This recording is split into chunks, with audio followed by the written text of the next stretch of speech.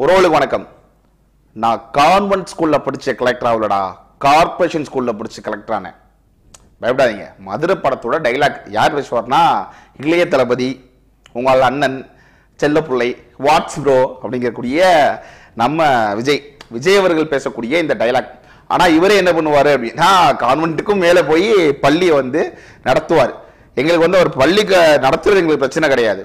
ஆனா மக்கள் மத்தியில பொய்யா வந்து மக்களுக்கு சேவகன் மாதிரி ஒரு நாடகத்தை போட்டுட்டு அதுக்கப்புறம் கல்வியை வியாபாரமாக்குறது, இதெல்லாம் எதன் அடிப்படையில் இருக்கு அப்படின்னு தெரியல. முக்கியமா வந்து இந்த விஜயோட பள்ளியை பத்தி சில குறிப்புகள்லாம் எடுத்து பார்த்தோம். என்னடா எப்படி இருக்கு என்னன்னு பார்த்துருவோம் அப்படின்னு. அதான் ஸ்கூலோட பேர் பார்த்தீங்கன்னா விஜய் வித்யாஸ்ரம். பார்த்துங்க, விஜய் வித்யாஸ்ரம். ஸ்கூல் ட்ரஸ்ட் பேர் வந்து வித்யாங்கிற பேர்ல இருக்கு. இந்த சரிட்டபிள் ட்ரஸ்ட் ஸ்கூல் ட்ரஸ்ட் பேர் வந்து யார் பேர்ல இருக்குன்னா குமாரலிங்கம். நிலத்தோட ஓனர் வந்து ஜோசப் விஜய் தான். இதுல வேற மாற்றுக்கிறது கிடையாது, ஜோசப் விஜய் தான். அதாவது ஜோசப் விஜய் ஜோசப் விஜய். நல்லா தெரிஞ்சுங்க. வித்யா யாரு அப்படின்னா விஜயோட இறந்து போன தங்கை, அவங்களோட தங்கச்சி. அப்ப இந்த குமாரலிங்கம் யாருன்னு கேட்டா அதுதான் விஜயோட பினாமி பேருல பள்ளி நடத்தக்கூடிய ஒரு நடிகர். இப்படிதான் நம்ம சொல்லணும். இப்ப இப்படி பினாமி பேர்ல பள்ளி நடத்திக்கிட்டு இதுல நீதி நேர்மை நாணயம் வெங்காயம் அப்படின்னா எதன் அடிப்படையும் தெரியல. இவர் ஏன் பெரியாரோட அந்த கடவுள் மறுப்பு கொலையை மட்டும் விட்டார் அப்படின்னா இந்த பள்ளியோட பேர்ல தெரிஞ்சுக்கலாம். அப்படின்னா விஜய் வித்யாஸ்ரம். தமிழ்ல எவ்வளவோ பேர் வைக்கலாம், பள்ளிக்கு நல்ல பேர் தமிழ்ல வைக்கலாம். ஆனா விஜய் வித்யாஸ்ரம் இவங்க தான் வந்து பாட்டு போன ஐயா, ஆள போறான் தமிழ உலகம் எல்லாமே சிறுப்ப கழட்டி அடிக்கணும். இனிமேல் இது போல வந்து தமிழர்கள் சொல்லி நீங்க உலகம் எல்லாம் ஆள போறான்னு தமிழுக்கு முக்கியத்துவம் கொடுக்குற மாதிரி பேசாதீங்க. விஜய் ரசிகர்கள் கோவப்படலாம். தயவு செய்து கொஞ்சமாவது புத்தியை பயன்படுத்தி கொஞ்சம் சிந்திச்சு பாருங்க. ஆள போறான் தமிழன் உலகம்லான்னு பாட்டு போடுவாரு, அதுக்கு மாற்றுக்கிறது கிடையாது. ஆனா அவர் பள்ளியோட பேரு விஜய் வித்யாஸ்ரம். இது வந்து சமஸ்கிருதம். அப்ப ஆள போறா சமஸ்கிருதவாதி உலகம் எல்லாமேங்கிற மாதிரியா? இது எதன் அடிப்படையிலும் தெரியல. நம்ம என்ன கேட்கிறோம், பள்ளி ஒரு கல்வியை வியாபாரமாக்குறது எவ்வளவு பெரிய ஒரு தவறு. அதை வெளியே வந்து செஞ்சிட்டு இருக்காங்க, பல பேர் செய்யறாங்க. அதை வந்து அரசுக்கு வந்து சில இதோட செய்யறாங்க, அது வேற. ஆனா என்னைக்கு வந்து கல்வி வந்து வியாபார நோக்கத்தோட போனதோ அன்னைக்கு வந்து அறிவார்ந்த சமூகம் வந்து வியாபாரத்தை நோக்கி போக ஆரம்பிச்சிச்சு. அதான் உண்மை. இப்ப எதுக்கு நம்ம விஜய் நடத்துற பள்ளினால உனக்கு என்ன பிரச்சனை அப்படின்னு கேட்கலாம். நமக்கு எந்த பிரச்சனையுமே கிடையாது. ஆனால் திரையில் வந்து மக்களுக்கு ஒரு சேவகன், இந்த மக்களோட முதல்வன்கிற மாதிரி பேசிட்டு வியாபார நோக்கத்தோட இப்படி பள்ளியை நடத்தும் பொழுதுதான் நமக்கு வந்து ஆத்திரமும் கோபமும் வருது. இதுல அவரோட பள்ளியோட கட்டணத்தை எல்லாம் பார்த்தோம் வச்சுங்களேன். கிளாஸுக்கு வந்து பாத்தீங்கன்னா ப்ரீகேஜி ஃபர்ஸ்ட் டேர்முக்கு 25,000, செகண்ட் டேர்முக்கு 20,000, மொத்தம் சேர்த்து வந்து பாத்தீங்கன்னா 45,000 ரூபாய். ப்ரீகேஜிக்கு 45,000 ரூபாய் வருஷத்துக்கு. எவ்வளவு நேரம் அந்த பிள்ளைங்க கிளாஸ்ல இருக்க போது, எவ்வளவு பயன்படுத்த போகுது? சரி விடுங்க. எல்கேஜிக்கு 26, 20, மொத்தம் 46. யூகேஜிக்கு 27, 21, 48. ஃபர்ஸ்ட் ஸ்டாண்டர்டுக்கு 28,000 ரூபாய் ஃபர்ஸ்ட் டேர்ம், செகண்ட் டேர்ம் 21,000 ரூபாய், 49,000 ரூபாய். இவர் தான் மக்களுக்காக சேவை செய்ய போறாரு. பள்ளி ஒரு கல்வியை வியாபாரமாக்கி அதை ஒரு தொழிலா வச்சுட்டு இருக்கக்கூடிய இந்த விஜய் மக்களுக்கு நன்மை செய்ய போறாரு, மக்களுக்கு சேவை செய்ய போறாரு அப்படின்னா எதையாவது தூக்கி காதலையும் மூக்குலையும் விட்டுக்கிட்டு கை தட்டணும். ஏன் தலைவண்டா அப்படின்னு. என்னது இது, என்ன போக்கு? What's bro, it's very wrong bro. No bro. கோபம் வருதா இல்லையா சொல்லுங்க? திரையில் பத்தி பேசும்போது பார்த்தீங்கன்னா அப்படியே பெருசா பேச வேண்டியது. அதுக்கு சூர்யா பரவாயில்லையே, அகரம் ஃபவுண்டேஷன் வச்சு பணத்தை அங்கேயும் வாங்கிட்டு கையில் இருந்து பணத்தை போட்டு இயலாத பிள்ளைகளுக்கு உதவி செஞ்சுட்டு இருக்காரு.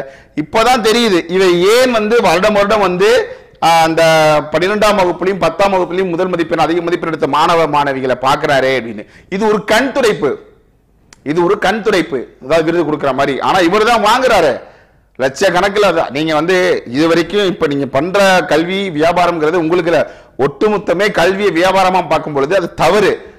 அது வந்து வேற வழி இல்லாம இங்க கூட சட்டத்திட்டங்களை பயன்படுத்தி அதை பயன்படுத்திட்டு வராங்க, அந்த கல்வியை நடத்திட்டு வராங்க. அது சரி விடுங்க. நம்ம என்ன கேட்கிறோம் அப்படின்னா, அதை சொல்லி தாங்கள் வந்து இந்த தமிழ்நாட்டில் இப்ப எவ்வளவு பெரிய ஒரு முட்டாள் கூட்டத்தை நீங்க உருவாக்கிட்டு இருக்கீங்க.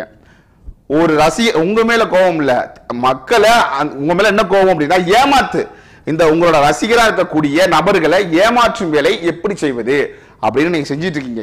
நீ சொல்லியிருக்கணும், வாயை திறந்து என்னை ஒரு ரசிகராக பாருங்கள், போய் உங்க வீட்டுல இருக்க பெத்தவனையும் மத்தவனையும் பாரு, என்னை வந்து என்னோட படத்துக்கு வந்து காசு கொடுக்குறியா, கைத்தட்டியா, விசில் அடிக்கிறியா, அதோட நிறுத்திக்கங்க அப்படின்ட்டு இருக்கணும். அதை விட்டுட்டு உன்னால் முடியும் ஏதோ சொல்லி அந்த அந்த இளைஞர்களை மடைமாற்றி அவரோட அறிவுத்திறனை குறைச்சி அவனை ஒரு செல்லா காசாக்கி உன் வீட்டு வாசல்ல பைத்தியக்காரனா ஆக்கி ஆட விட்டு குரங்கு வித்த குட்டிக்காரனை அடிச்சு தலைவர் வருவாரு அவர் கூட நிக்கிறோம் ஜெயிப்பாரு அப்படின்னு கத்த விட்டு, இதெல்லாம் கேவலமா இல்ல?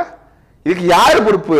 விஜய் அவர்கள் தான் பொறுப்பு. எவனா தூக்கிட்டு வருவாங்க, அது எப்படி விஜய் பொறுப்பா? அவன் செய்யற அவன் தான் சொல்லாத. நல்ல கருத்தை பேசி திரையில பேசுறீல, சின்ன பிள்ளைங்கள்ட்ட போய் அப்படிங்கிற மாதிரி, இங்க போய் அப்படிங்கிற மாதிரி, பெரிய உதவி செய்யற மாதிரி பேசுறீல, இயல்பு வாழ்க்கையில இல்லையப்பா.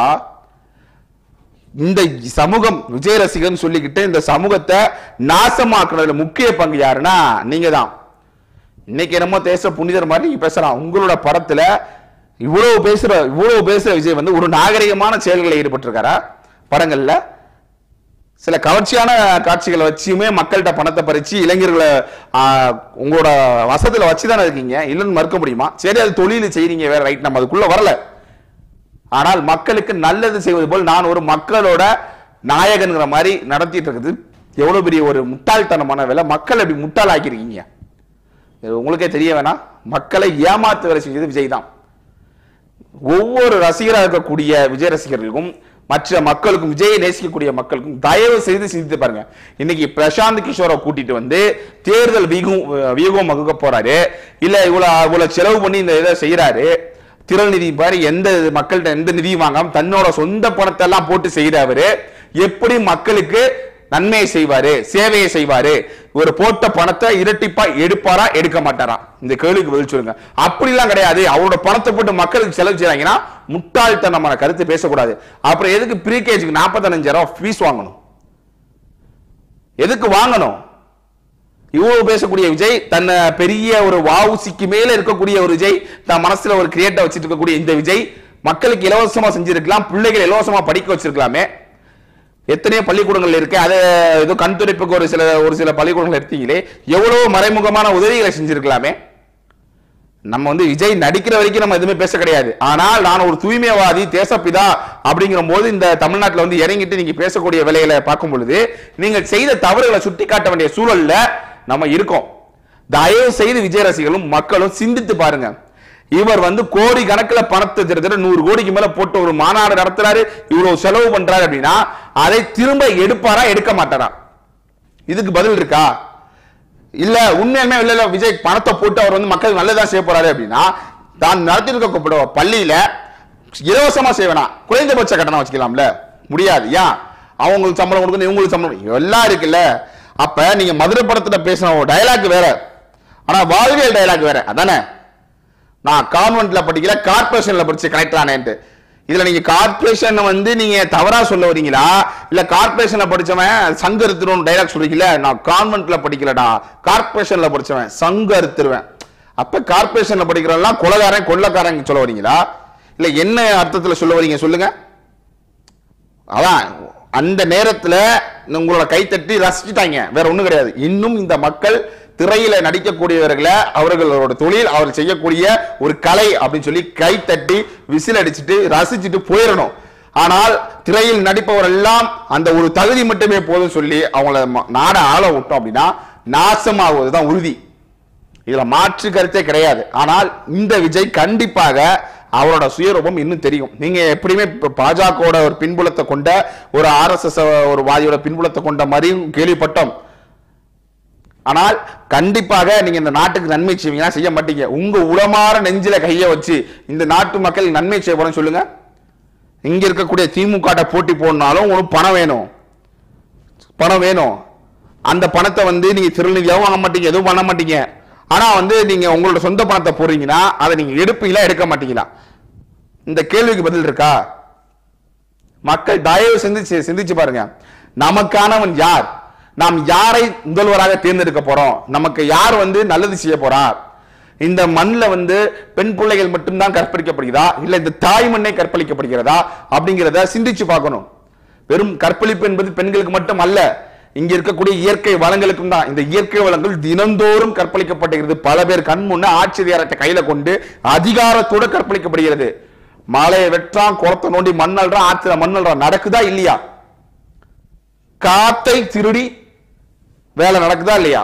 2G 3G 4G 5G அநியாயமா சுரண்டானா இல்லையா? தனி மனிதோட ஒரு ஒரு தொழில்னு சொல்லி இந்த அரசாங்கம் அவனுக்கு கொடுக்கக்கூடிய சலுகைகள் எவ்வளவு இருக்கு? இதே தனி மனிதன் விவசாயி வாங்கக்கூடிய சலுகைகள் எவ்வளவு இருக்கு? அவனோட கடனை எப்படி தள்ளுபடி பண்றான், இவனோட கடனை எப்படி தள்ளுபடி பண்றான்? இதை எல்லாத்தையுமே நம்ம சிந்திச்சு பார்க்கணும். இந்த மண்ணின் வளம், இந்த மக்களின் வளம், இந்த நாட்டின் வளம் பேசக்கூடிய ஒரு ஆட்களை நம்ம தேர்ந்தெடுக்காது.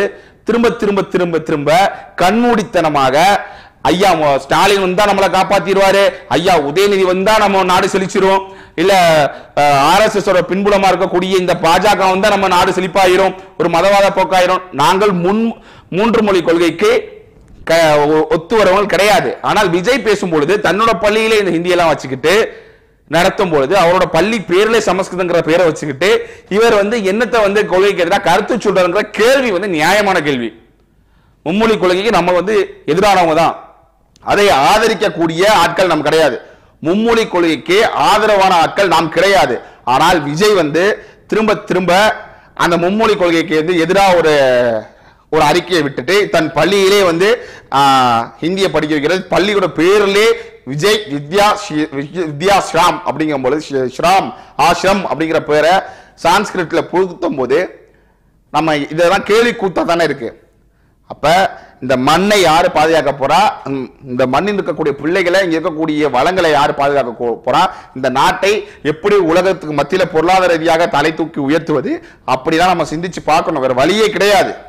உங்களுக்கு கடைசி வாய்ப்பு, இந்த தமிழகத்துல இருக்கக்கூடிய கடைசி வாய்ப்பு, தமிழ் தேசியத்தில் இருக்கக்கூடிய ஒருவர் இருக்கார் அப்படின்னா உண்மையாக உளமாற சொல்றது ஏன்னா அண்ணன் சீமான் மட்டும் தான். சீமான் அண்ணன் அவர்களை நீங்க இருக்க பற்றாமல், அவர்களை தேடாமல் நீங்க எதையுமே பண்ண முடியாது. திரும்ப திரும்ப இந்த திருட்டுத்தனத்துக்கு வாக்களிச்சீங்க அப்படின்னா தினந்தோறும் நீங்கள் திருடப்படுவீர்கள், உங்கள் உழைப்பு திருடப்படும்.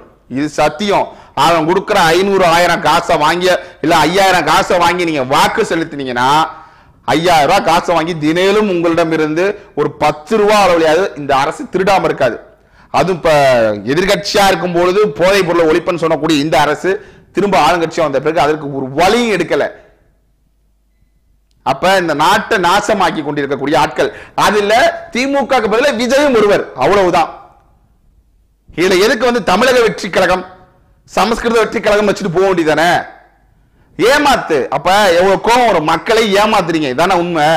உங்களோட ரசிகர்னு சொல்ற பேர்ல ரசிகர்களோட முட்டாள்தனத்தை பயன்படுத்தி சொகுசா இருக்கக்கூடிய ஒரு நபர் யாருன்னா விஜய் தான். உழைப்பால் உயர்ந்த உயர்ப்பால் உயர்ந்தவன், நான் உழைப்பால் உயர்ந்த, தயவு செய்து என் படத்தை பார்த்துட்டு போ, வேற எந்த செயலும் ஈடுபடாத, என்னை நீ பார்க்காத, உன் குடும்பத்தை பார்த்து சொல்றவன் தான் உண்மையான ஒரு நடிகன். சரியா? அதை விட்டுட்டு திரும்ப திரும்ப அவர்களோட அறியாமைய நீங்க பயன்படுத்திக்கிட்டு இன்னைக்கு அரசியல் அவர்களை நம்பி நீங்க குதிக்கும் பொழுது நீ எவ்வளவு பெரிய கேடு கிட்டவன் அப்படிங்கும் போது மக்கள் அதை தெளிவா உணர்ந்துக்கணும். இவர் சரியான ஆள் கிடையாது அப்படின்னு. வேற வழி இல்லை. விஜய் இந்த வேலையை செய்யறாரு. தயவு செய்து நம்புங்க.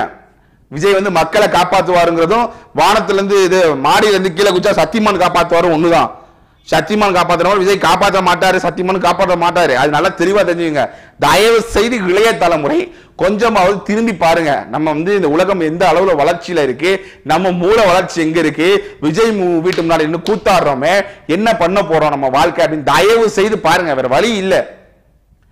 ஒரு பொதுச் செயலாளரா வச்சிருக்காங்க கட்சியில யாரு, இந்த புஷியானந்த் சொல்றாப்ல வேலையெல்லாம் முக்கியம் இல்லை, என் தலைவன் தான் முக்கியம், வேலைக்கெல்லாம் வர முடியாது சொல்லிட்டு நீங்க மாநாடுக்கு வான்னு சொல்றானே, இதை கண்டித்து ஒரு அறிக்கை உண்டா?